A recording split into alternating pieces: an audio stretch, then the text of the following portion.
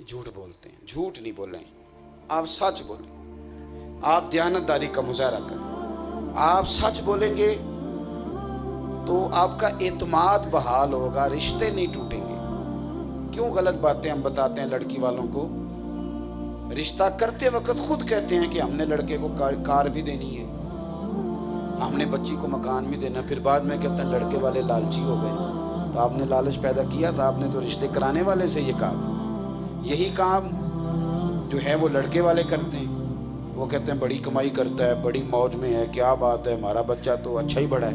यूँ ना करें आप सच बोलें, दयानतदारी का मुजाहरा करें। और दो जुमले मेरे नबी पाक सल्लल्लाहु अलैहि वसल्लम के याद रखें। हुजूर ने फरमाया अस्सिद्क़ु युंजी वल किज़्बु युहलिक।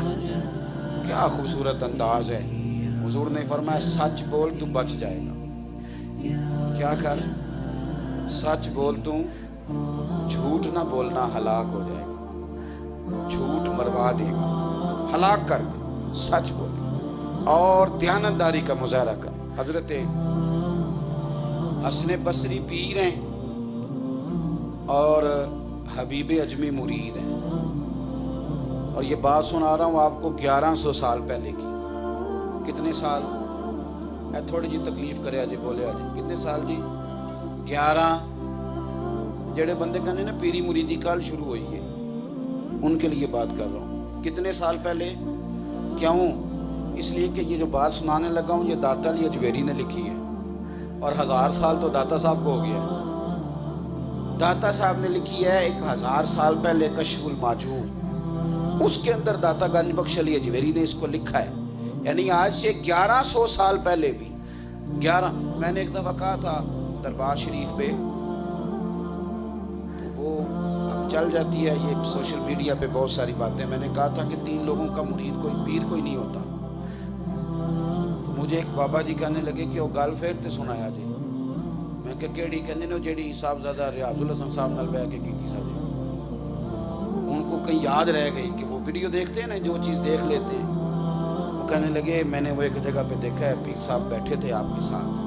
भाई जो बंदा थोड़ा सा मालदार हो उसका पीर कोई नहीं होता, क्योंकि जब अब पैसे आते हैं तो फिर अकल भी बड़ी आ जाती है, फिर वो खुद पीर समझता है अपने आप। और जिस बंदे को थोड़ी तालीम हो जाए, 2-4 डिग्रियां, उसका भी पीर कोई नहीं। और जो थोड़ा सा किसी ओहदे पे चला जाए उसका भी पीर, इसलिए कि वो अब खुद बहुत बड़ा पीर है। तो मेरे भाई आपने गौर करना है जो अर्ज करने लगा हूँ।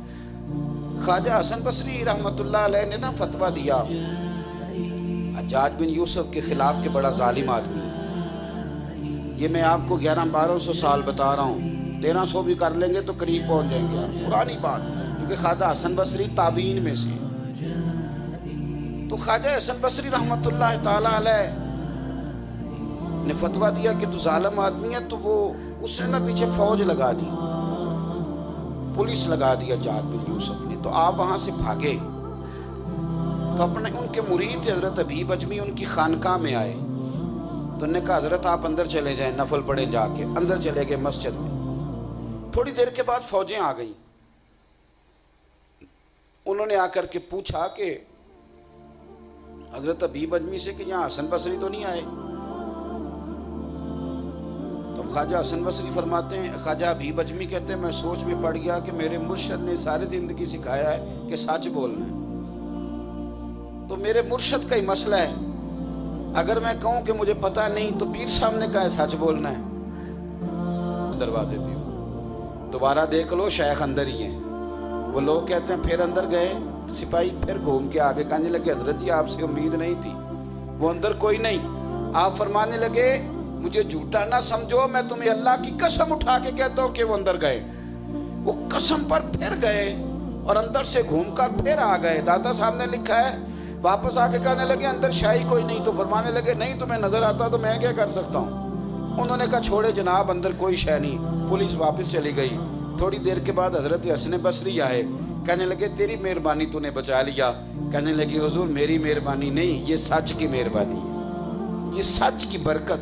जब आप सच बोलते हैं तो अल्लाह मदद फरमाता है, झूठ बोलने की क्या जरूरत। इसी तरह का मामला बददयानती के साथ है। कुछ लोग जानबूझकर बददयानती करते हैं। اس کی کوئی ضرورت ہے؟ حضور نے ہمیں جو اخلاق دیا ہے نا، اس میں فرمایا لا دین علی اللہ امانت علی، اس بندے کا میں دین ہی نہیں مانتا جو امانت دار۔ اور مظاہرہ کریں صحیح والی دیانتداری کا۔ ہمارے ہاں نا، آپ نے ناراض نہیں ہونا، ویسے بھی میں آپ کی تھوڑی بات کر رہا ہوں، میں تو جو کام کرتے ہیں ان کی بات کر رہا ہوں۔ اوورآل یہ مسئلہ ہے کہ 2-4 ہزار روپے پہ لوگ دیانتدار ہوتے ہیں، لیکن جب مسئلہ 2-4 لاکھ کا آ جائے یا 1.5-2 کروڑ کا آ جائے، پھر دیانتداری مشکل ہو جاتی۔ پھر ماحول، آپ حیران ہوں گے کہ ہمارے ملک میں کرپشن 2-4 ہزار کی ہے ہی نہیں۔ یہاں تو جس نے بھی کرپشن کی 200 ارب کی کر لی۔ یہاں ہلکا پھلکا معاملہ، نچلی سطح پہ لوگ دیانتدار ہیں، ہو جاتے ہیں، مان جاتے ہیں، کرتے ہیں یہاں بھی معاملہ خراب۔ مطلب میں کلین چٹ نہیں دے رہا، میں نے دیکھا ہے کہ ریڑی والا اس طرح کرتا ہے کہ اچھا پھل آگے لگا لیتا ہے، باز نہیں آتا۔ یہ بات بھی درست نہیں ہے۔ لیکن میرے بھائی، دیانتداری حسن ہے دین کا، امانت داری۔ آپ کو ایک بات عرض کروں، تاریخ نے ایک عجیب بات محفوظ کی ہے میرے نبی پاک کے اخلاق کی، بس میں بات سمیٹنے لگا ہوں۔ ایک عجیب بات تاریخ نے محفوظ کی ہے۔ عرب کے نا سارے لوگ ہجرت کی رات تلواریں لے کے حضور کے دروازے تک آ گئے تھے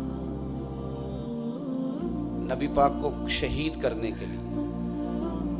ذرا غور کرنا کیا کہنے لگا۔